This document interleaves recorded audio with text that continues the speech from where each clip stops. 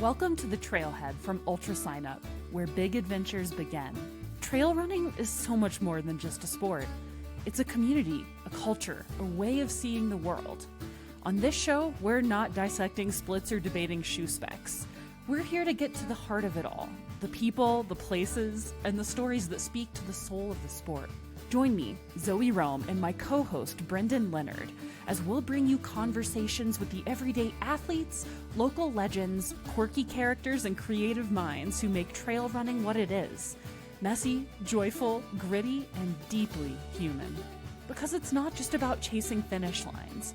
It's about the friendships forged on long climbs, the lessons learned in the pain cave, and the weird, wild moments that remind us why this sport is about so much more than the miles.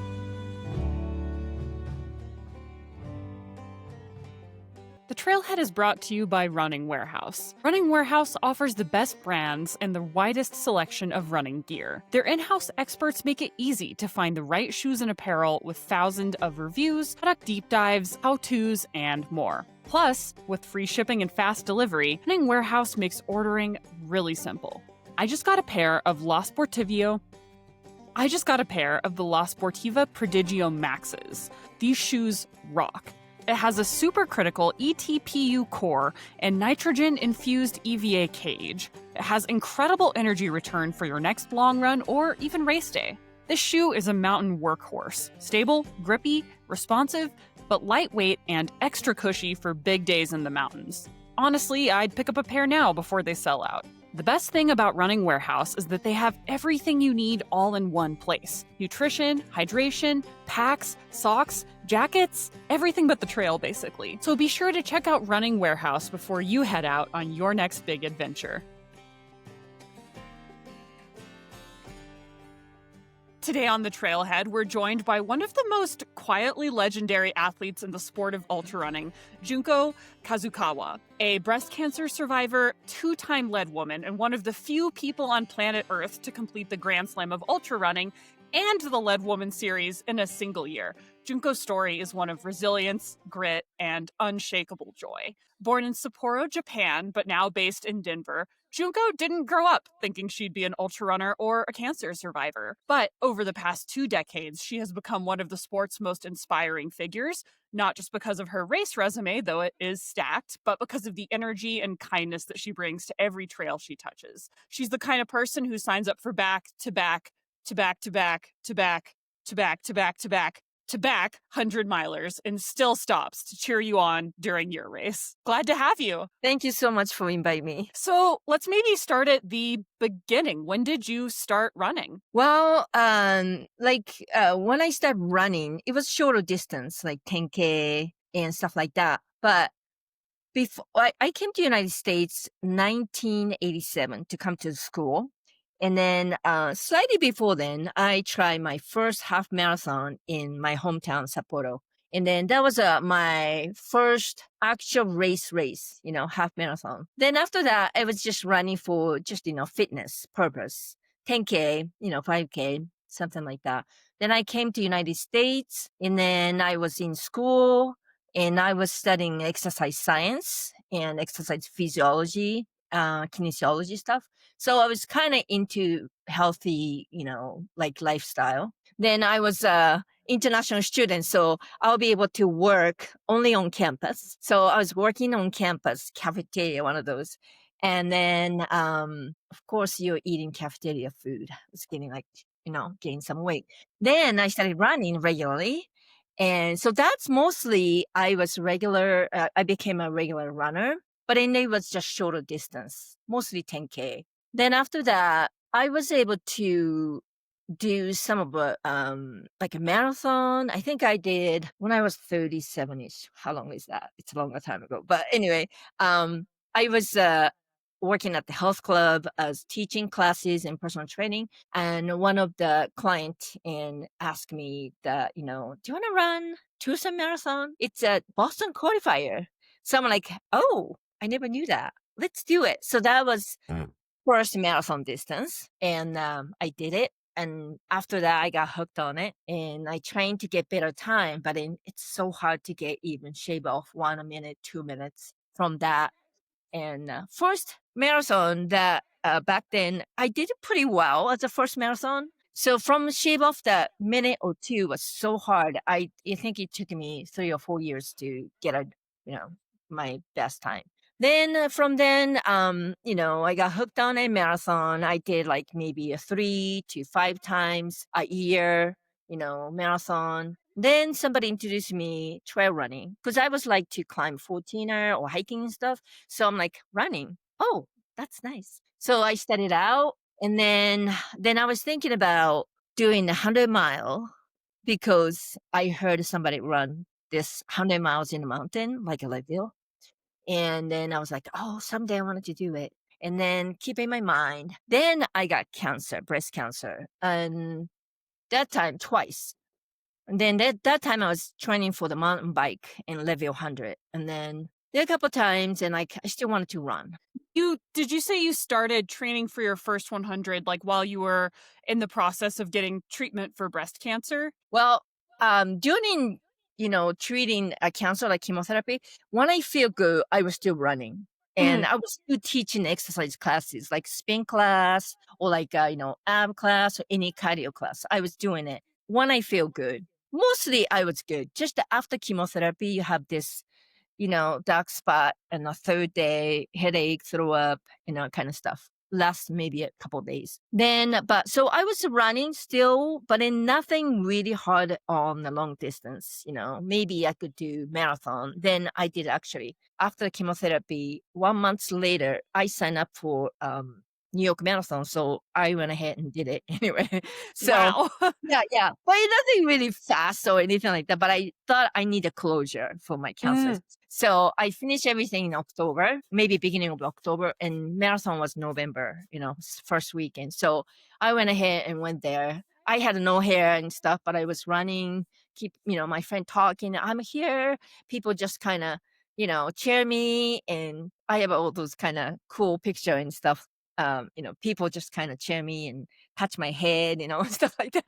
So that was my first, comeback event is a New York Marathon, 2010, I guess. And from that point, I started to build up my endurance a little bit, whole year of 2011. And I started to, do more specific training and myself, design everything. And then so my goal was to have that between 28 to 29 hour finish. Then I think I finished 28:30 something. So it was right on target.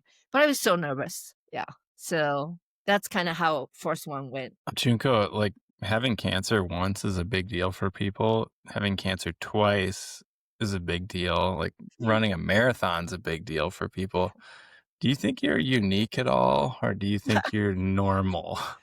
I don't know.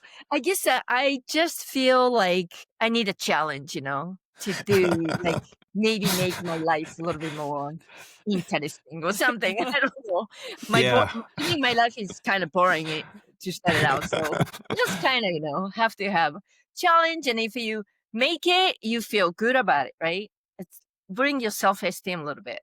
Yeah, I'm looking at your ultra sign up page where you have 86 races and you finished Leadville 10 times. And I think to myself, you need a challenge. To date, you finished, is it 23, 24 100-mile races? As today, I think 26. So since I last saw that stat, you've run 3 more 100s. That I think in and of itself is an important data point. I think, as is today's a 26 and 100 miles. And then I did 200 miles. I guess. Yeah. Wow. So you had cancer pretty early on in your ultra running journey. So I feel like that sort of puts a bit of a lens on everything that followed. How do you feel like navigating cancer changed your relationship with your body and with competition and racing?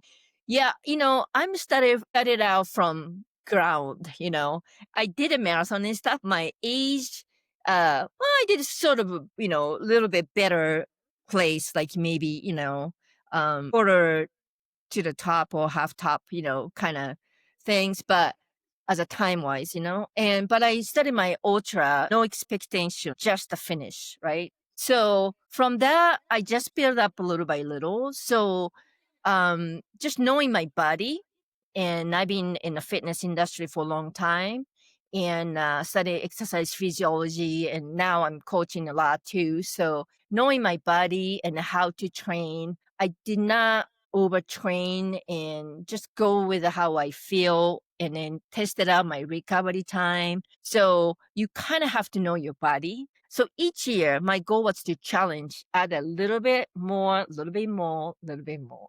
So then as a result, I think 2015 and actually 2015 and last year, 2024 was the most, fit year. I did a lot in like series stuff. So on purposely, I did that because I think I wanted to do a challenge and I was ready. How has your idea of fitness changed? I think you just turned 62, is that right? Yes. Yeah. How is your perception or your idea of what means fitness to you changed over the years? Because you have a master's degree in exercise physiology, and that's Yes. back quite a few years ago. Got Right. that, but Yes. how has that changed? Well, I was thinking like, okay, I'm like 59 or 60 and I'm still doing this and I feel no injury. It's great. All those that strength training and cardio teaching all those classes and burpees and like interval training all helping have I'm older, but I'm good. But to be honest, I hate to say this to the world, but after you pass the 60, 61, 62 this year, started to feel some decline. Yeah, definitely for that. I hate to say this, but I admit it. And then, a little bit more recovery time, required for each event. And if I slack a little bit for the training wise, I have to pay a price. Yes, I feel a little bit of decline on the fitness. But Okay. for the folks following at home, you did say you felt the fittest you'd ever been at age 61. Seems like there's Right, last year. a lot to look forward to. Right, That's last a pretty excellent peak. Yeah, last year was a great year because I decided to lead challenge number 3. And I said to friends and world, okay, my Leadwoman challenge number 3, and then this is my last one, right? Last bike race, mountain bike race, and then last Leadman, I'm going to do this. So I did it and I finished everything. And each, events, I got on the podium as my age group. So my age group, I'm over 60, so there's not many people. Still a But, podium. so I Still feel a podium, Junko. Belt buckle weighs exactly the same. right. Still holds up And your then- pants. Then in September, I went to Tour de Géants, and then my goal was these 2 goals that was like under 140 hours, and then or become podium, first place in my age group and being podium, international major. So then I got both of them, and I got 139.53 time wise. So then I was the first on my age group. So I got trophy and I got the, step on the podium as my age group. So last year was the best year. So, but this year, not so good. I would like to note that you finished the Bighorn 100 on June 20th. And then, yes, you DNF'd Hard Rock, but that was like 3 weeks later, which Yes. that's a lot of running if you're 30. Yeah, actually, Just to say. Mhm. For usual me, in back then, maybe a year or 2 back, maybe prior to this year, if that's the case, 3 weeks enough kind of like, recovery time. Because I'm not top runner like Zoe, you are like really go out there and really fast, right? So I'm not, But well, I've on like 4 of these things, so. but it's still a few weeks. So I thought it's enough time. Then a week later, actually, I went to Leadville and did a marathon. So I thought it's good to stay in high altitude. So I think a Leadville marathon was good. But I think a Bighorn, to be honest, a Bighorn 100, I did really good race. I never got sleepy. I never throw up. So I feel like, oh, I'm good. And maybe that's going to be the same in the Hard Rock. But I think age 62, from now on, I need to think about probably give myself 5 weeks. you know, instead of 3 weeks.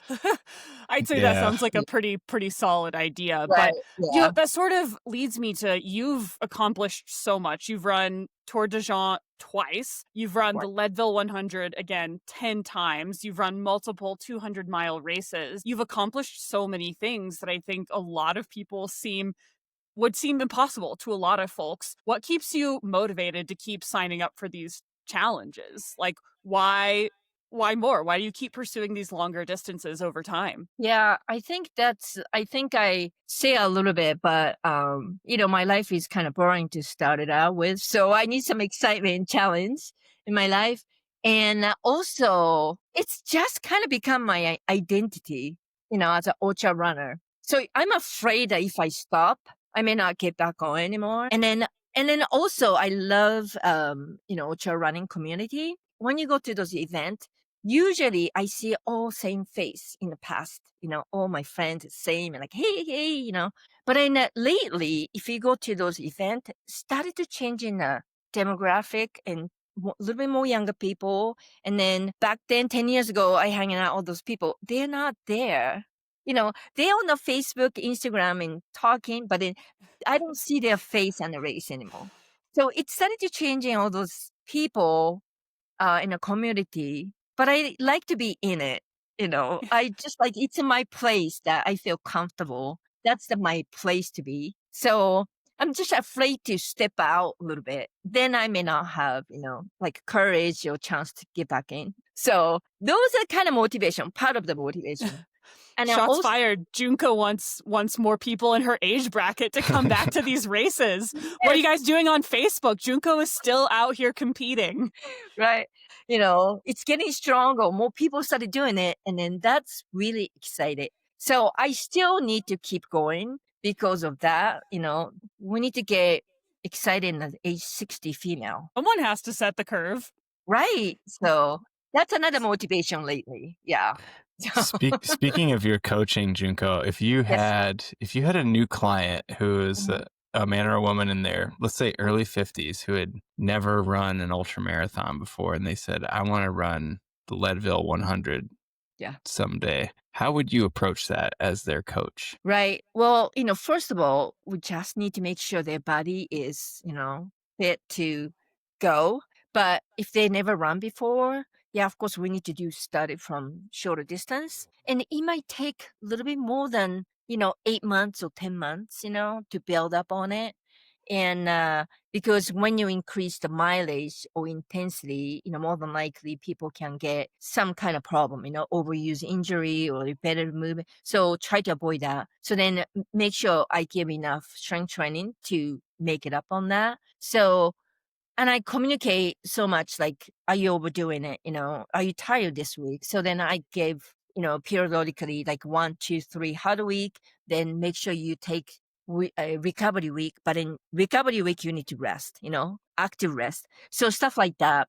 So, but then I think for me, it's exciting. If people never done this before, they want to do it, and then I will, ask why you're doing this. I think why is really important. Why you doing it on purpose, How do you help athletes find their why? What questions do you ask? How can people tap into that source of motivation? Right. So initially, what makes people do it, if there's anything that behind just of running, there's some thought of, doing this will meaningful for them. For me, it was like closure to the cancer, or like people run for somebody or people run to,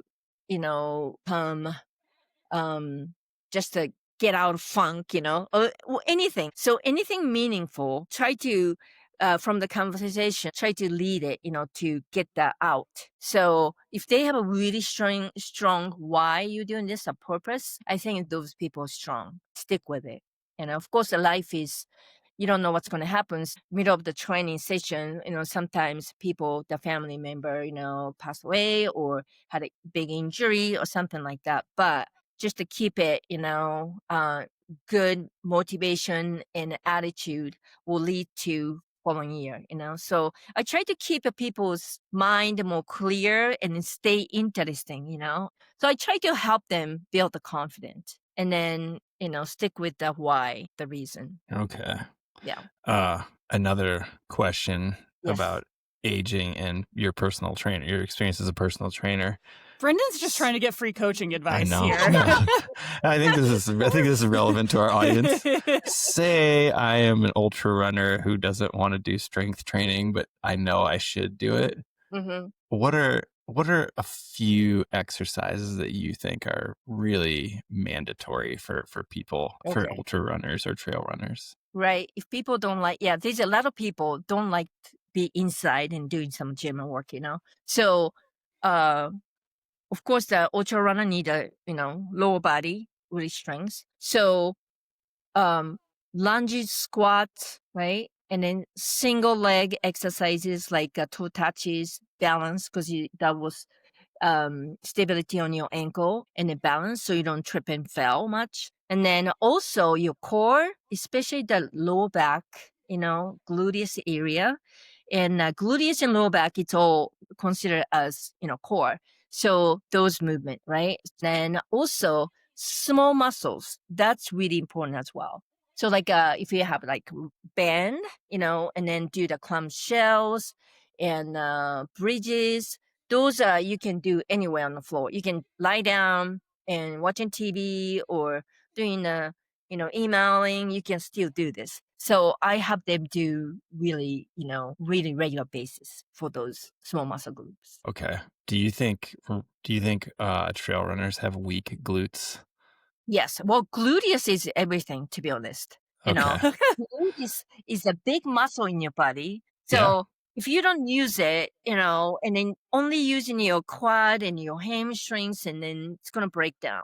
Yeah. Okay. Just let the big muscle do the job, right? Okay. Yeah. The glutes. Everything is glutes. Gluteus is everything. Sounds like a Yes, great bumper yes. sticker, actually. Gluteus is everything. What do you Sounds like say? a cult that I would absolutely join.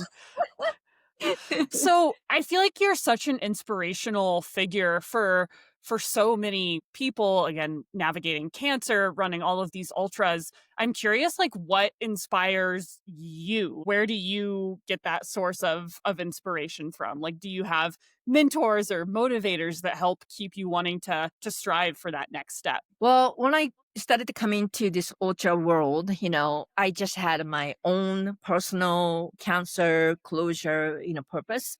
But then after that, I'm going to all those races, all those face my friends, and I always see the same race, same face in different races. So those people, all friends, are really motivation for me, to go out there. And also there's awesome runners, like incredible, like, Courtney, she's like superwoman. And then it's nothing like I'm related to, but from Colorado, just like to cheer on. And so those, pro people, and I follow you too. I'm gonna follow you from now on. Oh too. my God. Yeah. Prepare to be underwhelmed. I am not lining up for TDG anytime soon. Community the first, and then people around, social media, so pro people, just amazing, like just like not human, almost feel like, are they really human being, So look up to, and their training, and the intensity to run is just amazing. Junko, do you remember how you found out about the Tour de Géants and how you decided to why it appealed to you in the first place? I started to knowing what is UTMB back then, and then started doing the European race.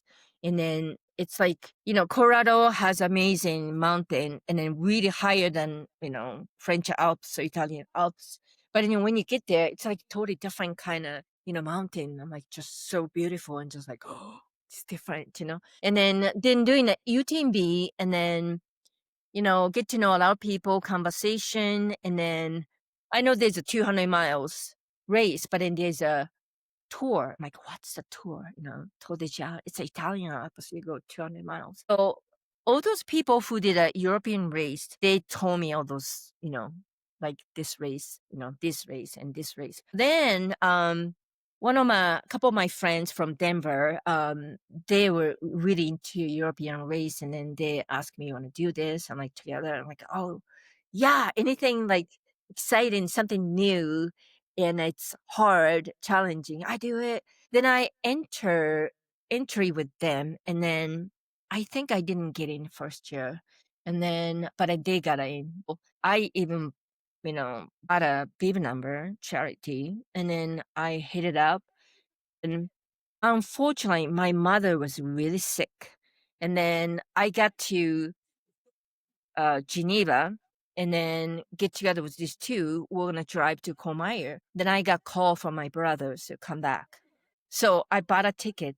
I didn't even get out airport of Geneva, bought a ticket, go around another side of earth.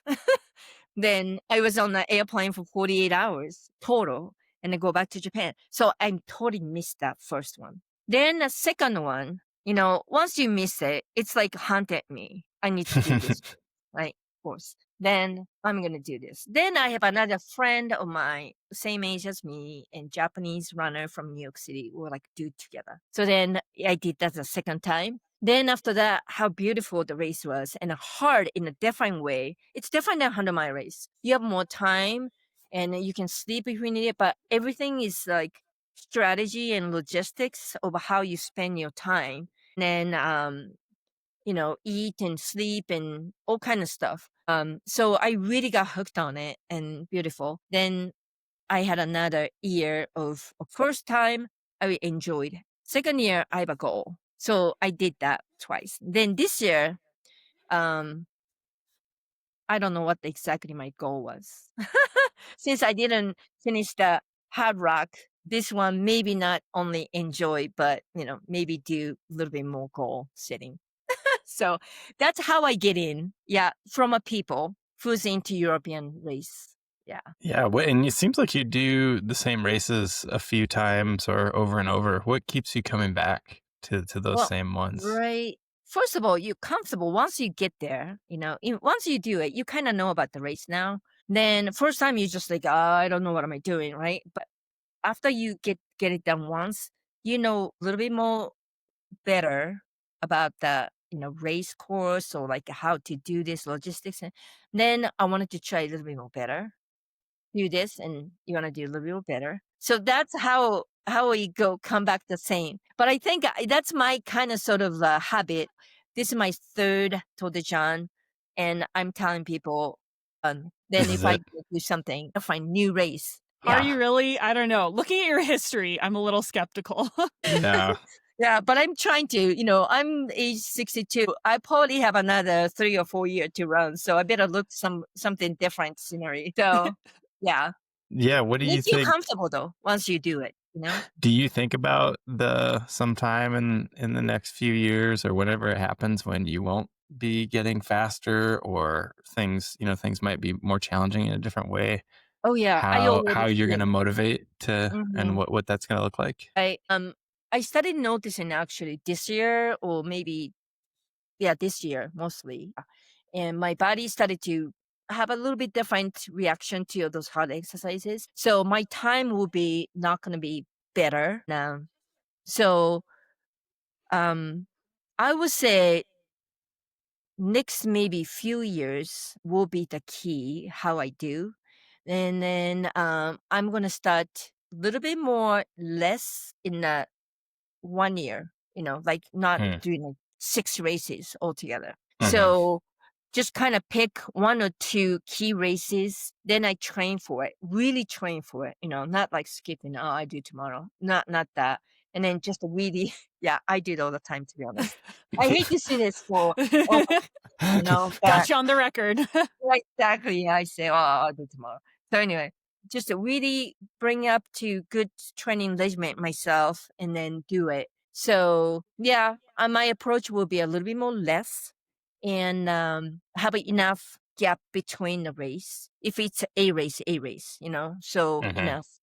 And yeah, regimentally do my weakness, hammer down with the strength training stuff like that. So a little bit more smarter, not to going with the momentum, which when I was younger, I said, people say, you want to do it? Like, oh, sure.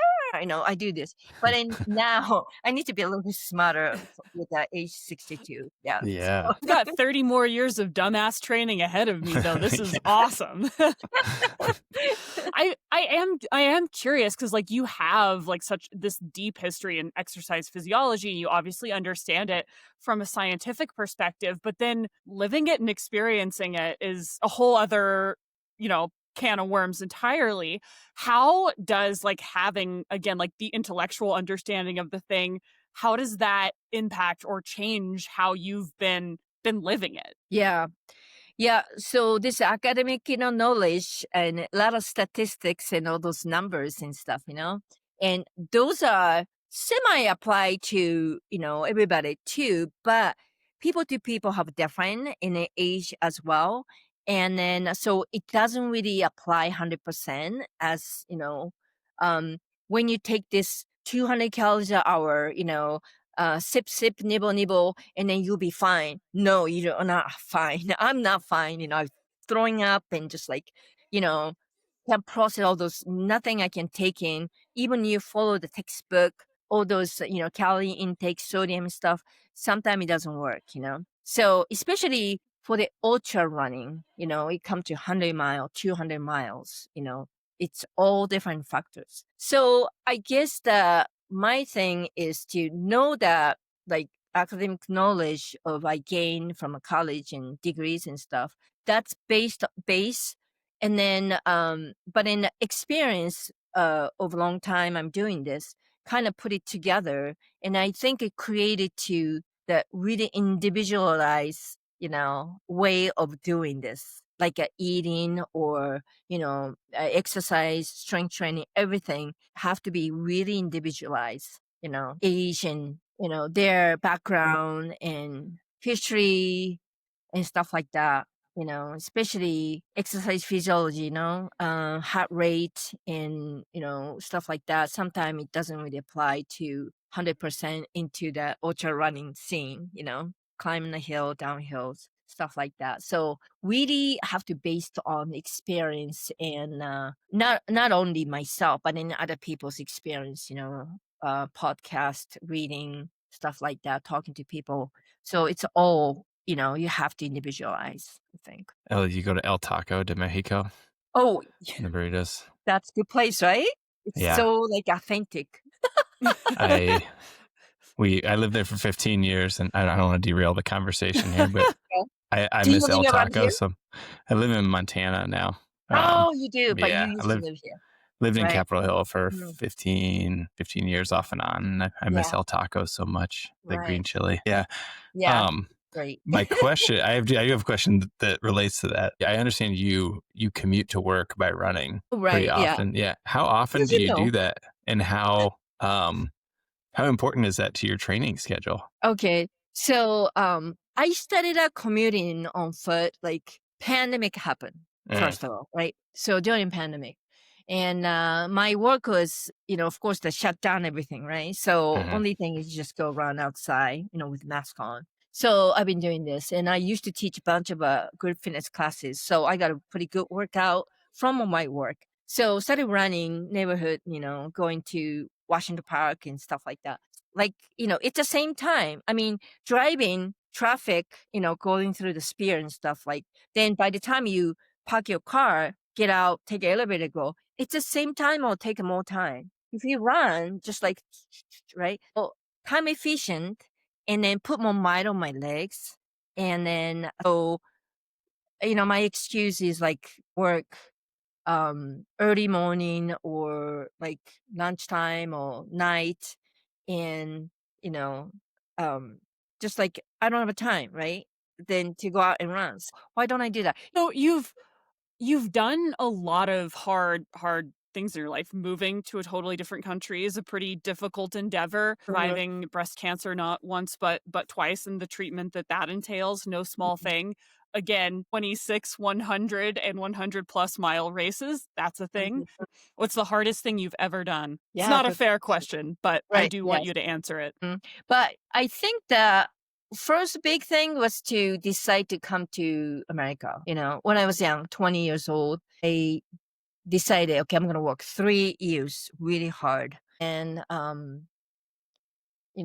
after I finished, I went to 2 years college. And then after that, I worked um, in an office worker for like 3 years in Japan. And I'm like, I had a goal, like 3 years, I'm going to save up my money. I do extra work, do the second job.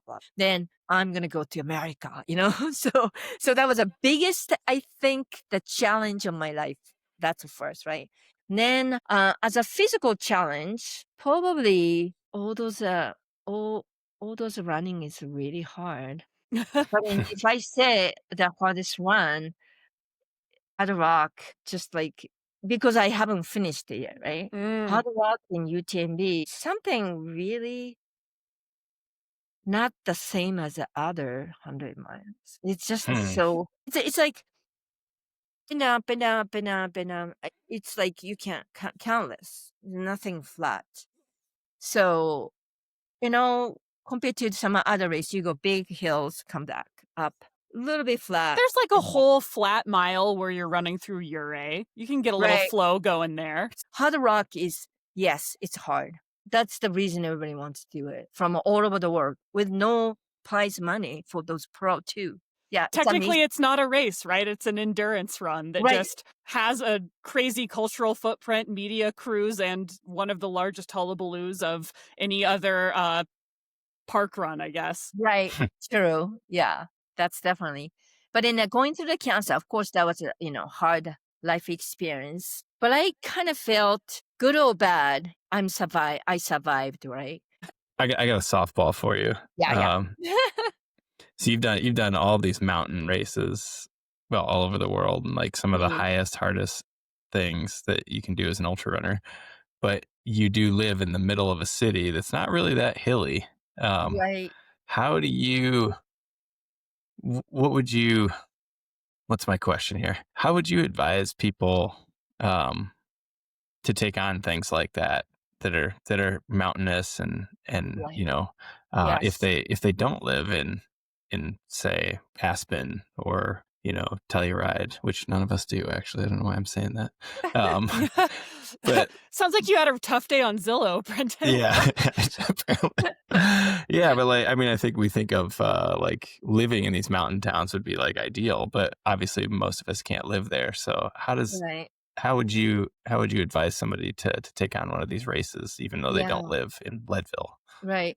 I have a lot of friends or like clients, living in a flatland, Texas or Chicago, or California, not close to, mountain to go, afternoon run and stuff. So the key is, of course, they have a big disadvantage. And then, but the training regimen for the week. And then one bad thing is that all those runners don't like to run inside, But if you don't want to run inside, but then you have to because it's a hill you need, So sounds really personal, Junko. I don't know why you have to shame my training specifically. So if you live in the city, you go out and do the treadmill incline 15%, or these days 30%, 40% incline, and then 3% or down those machine, right? So you don't have to do 5 hours of a running there, but you do some efficient drills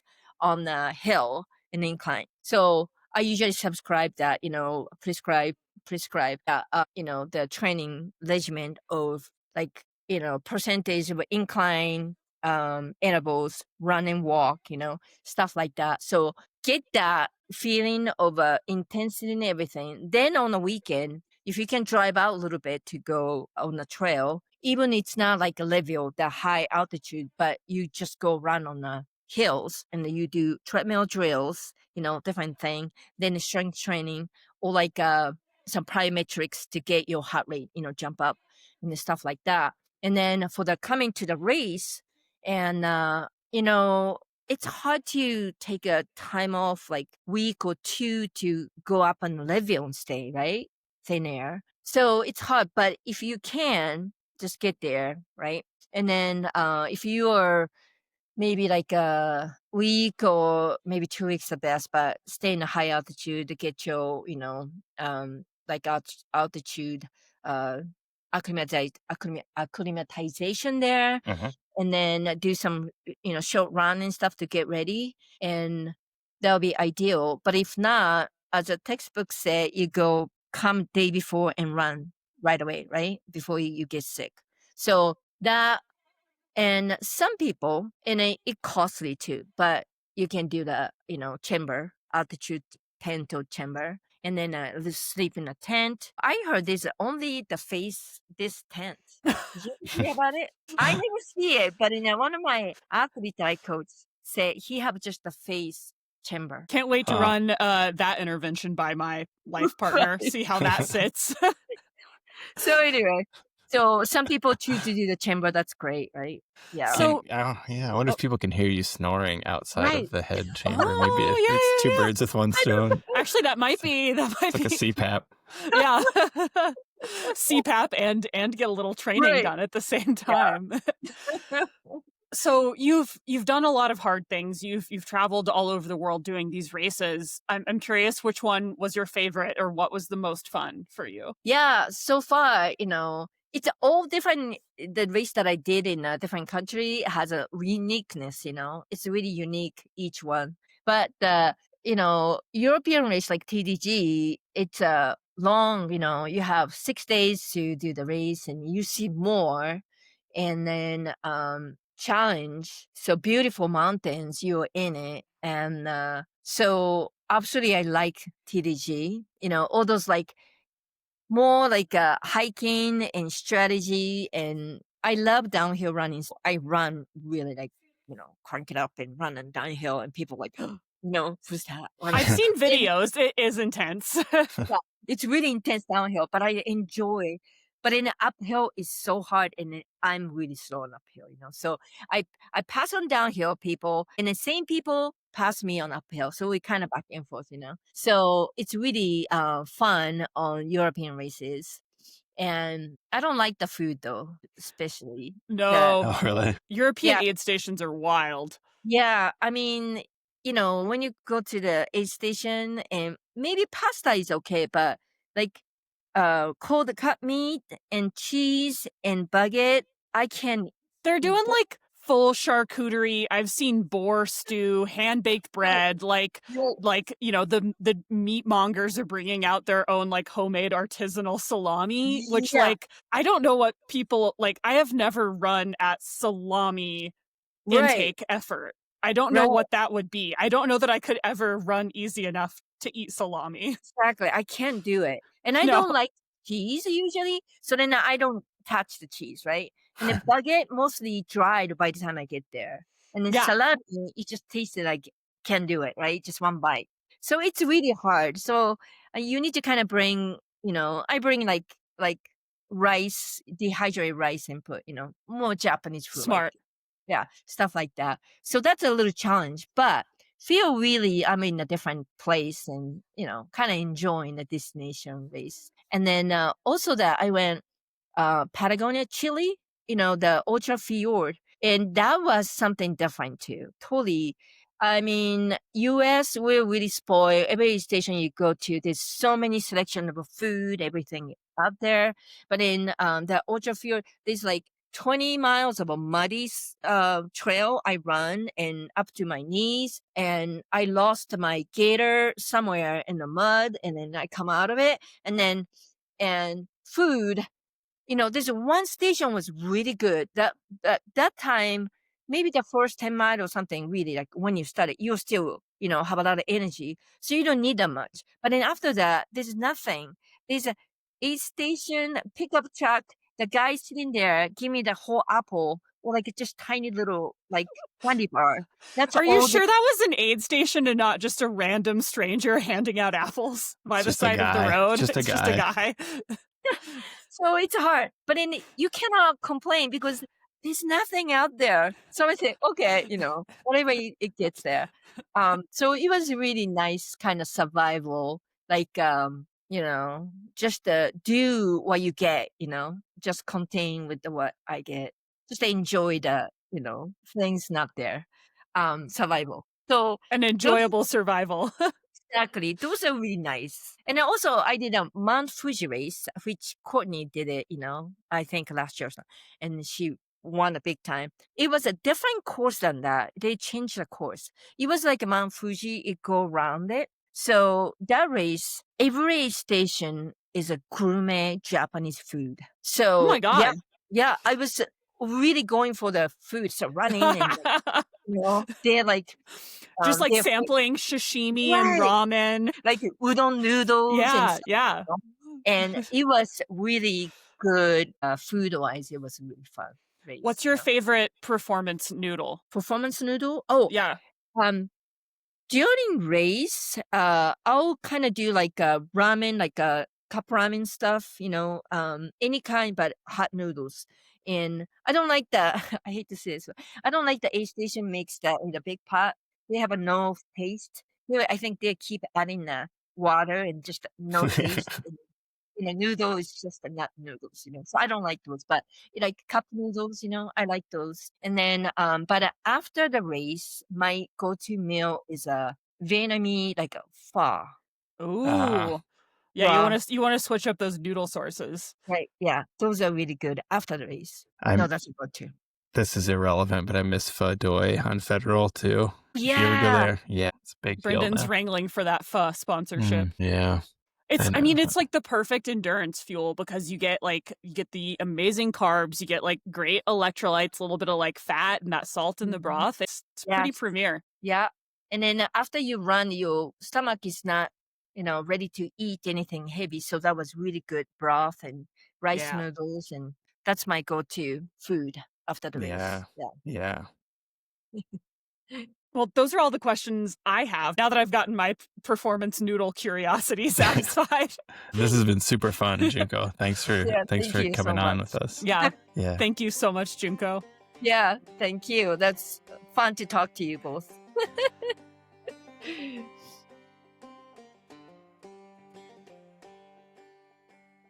If you're looking for a race that feels bigger than just a finish line, the Antelope Canyon Ultras might be it. On Saturday, March 7th, 2026, runners will line up in Page, Arizona to run through one of the most beautiful landscapes in the country. These courses are unreal. We're talking twisting slot canyons where the light filters in from above, wide open mesa running with views that stretch all the way to Bryce, Grand Staircase, and Zion, plus that iconic overlook of Horseshoe Bend that you usually only get to see on postcards and screensavers, but you'll get to run right up close to it. There's a distance for everyone. The 50-mile race with 3,500 feet of climbing, there's a spicy 55K with 2,800 feet of vert, and a 30K with big desert views and Colorado River overlooks, plus a half marathon that's short on miles but big on incredible desert scenery. Every course has been reimagined to deliver something breathtaking around every corner. It's rugged, it's quiet, and it's one of those races that you'll remember forever. Spots sell out, so don't wait. Head to ultrasignup.com and get registered for the Antelope Canyon Ultras today. Okay, Brendan, what stood out to you from that conversation? I think that Junko has no idea how elevated her experience of ultra running is compared to like a normal, let's say 35-year-old. And she's like 62. But I can't imagine having her as a coach or a personal trainer because of her baseline expectation of human beings is so high. Like from her own experience, I would think. I don't know. It would be like showing up to like the pickleball court to like throw a ball around and like Serena Williams is opposite the net. Right. I almost feel like she needs a normal friend or something, who's just I think she needs a normal friend. who like runs like 10 miles a week or whatever, does Pilates or something. I don't know. Or pickleball, whatever. But yeah, it's incredible. Like incredible human being, obviously. And has just lived such an incredible life. And it was so interesting to hear her say that one of the most difficult things she's done is saving the money and then moving to the US to come to get her master's degree, and hearing that like, oh, well, after that, piece of cake, doing Leadville 10 times, and sort of does give context for, so often, things that aren't running related are the really difficult things, and what a privilege it is to seek out this totally extraneous recreational challenge that we do. Yeah, voluntary adversity seeking. Yeah, this voluntary adversity seeking, and hearing her talk about how she, I guess, her greatest fear was really just living a boring life. Yeah, right. And needing to spice things up with the occasional 100 and or 200 mile race, or the Grand Slam of Ultras, and doing Leadwoman in a single year. Right. So I just need to keep this year interesting, so I need a challenge. Yeah, you do. Yeah. Sure. I was just also so inspired to hear her say that she felt like she was the fittest she had ever been at age 61. That rocks. I know. I watch Ludovic Pomeray, who I think just turned 50, winning hard rock, and I'm like, okay, maybe I'm not maybe I'm not all the way going downhill, but maybe I am. Who knows? Thanks for joining us on the Trailhead. If you love this episode, leave us a review. Share it with your trail crew, and make sure to subscribe so you never miss an adventure. Give us a follow on Instagram at TrailheadPod. And you can reach us anytime at trailhead@ultrasignup.com. We'd love to hear your stories, questions, guest ideas, or just to say hi. And don't forget to check out all of the shows in the Ultra Podcast Network. We're building something special, and it's just for you. We'll see you every other week, right here on the Trailhead.